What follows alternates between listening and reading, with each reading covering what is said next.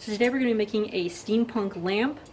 This is part of a collaboration from Nerdy Creations. We were doing steampunk home decor. So when you're done with this video, head over to her channel and check out her awesome steampunk clock, and then you can totally steampunk out your house.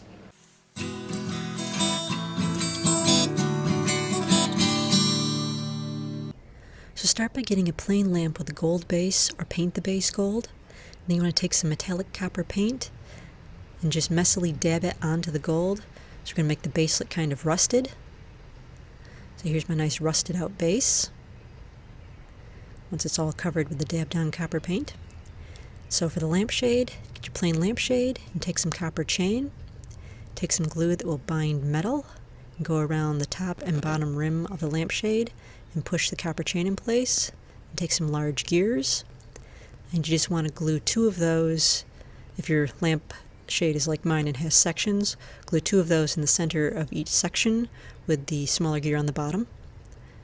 So it makes it look kind of top heavy, which is the idea here. And then take 2 more large gears and glue 1 on the front of the clicker and 1 on the back of the clicker. If you don't have a clicker, just ignore this part.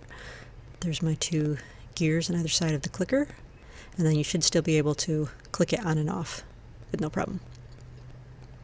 So then take 2 keys and 2 different lengths of chain and wire the chain onto each of your keys, 1 on the long chain, 1 on the short chain, and then take another piece of chain and wire that to the 2 chains on the 2 keys, and then just wire that to the top part of your lamp so you'll have both keys hanging from the lamp,